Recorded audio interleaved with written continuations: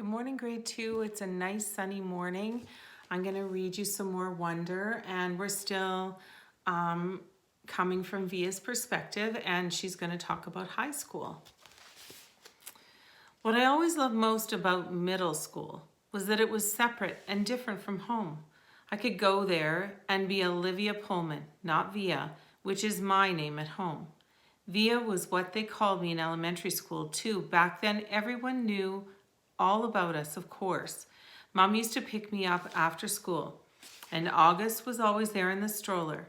There weren't a lot of people who were equipped to babysit for Augie, so Mom and Dad brought him to all my class plays and concerts and recitals.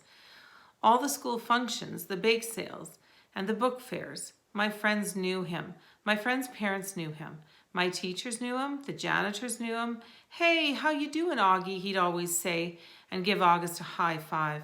Augie was something of a fixture at PS 22. But in middle school, a lot of people didn't know a lot about August.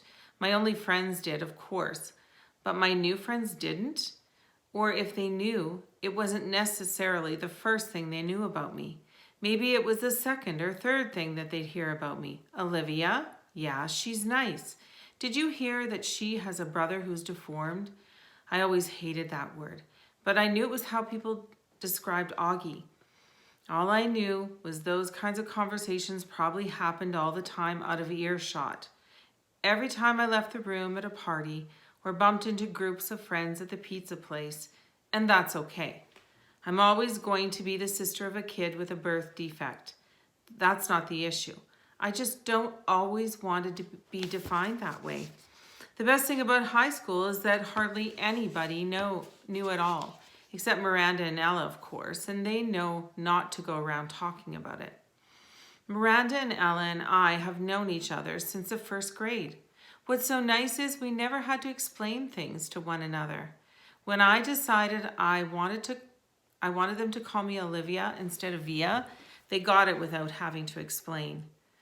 They've known August since he was a little baby. When we were little, our favorite thing to do was play dress up with Augie, load him up with feather boas and big hats and Hannah Montana wigs. He used to love it, of course, and we thought he was adorably cute in his own little way. Alice said that he reminded her of E.T. She didn't say this to be mean, of course, though maybe it was a little bit mean. But the truth is, there's a scene in the movie where Drew Barrymore dresses E.T. in a blonde wig. And that was a ringer for Augie in our Miley Cyrus heyday. Throughout middle school, Miranda, Ella, and I were pretty much our own little group. Somewhere between super popular and well-liked, not brainy, not jocks, not rich, not druggies, not mean, not goody-goodies, not huge, nor flat. I don't know if the three of us found each other because we were so alike in so many ways, or that because we found each other, we become so alike in so many ways. We're so happy when we all get to go to Faulkner High School. It was such a long shot that the three of us would be accepted, especially when almost no one else from our middle school was. I remember how we screamed into the phone the day we got the acceptance letter. And that's why I haven't understood what's been going on with us lately. Now that we actually are in high school, it's nothing like how I thought it was going to be. Via has an interesting life. She's got a lot of complications with her brother and dealing with all of his surgeries and how it affects their family. And now it sounds like she's going to face some hard times in high school. We'll talk to you soon.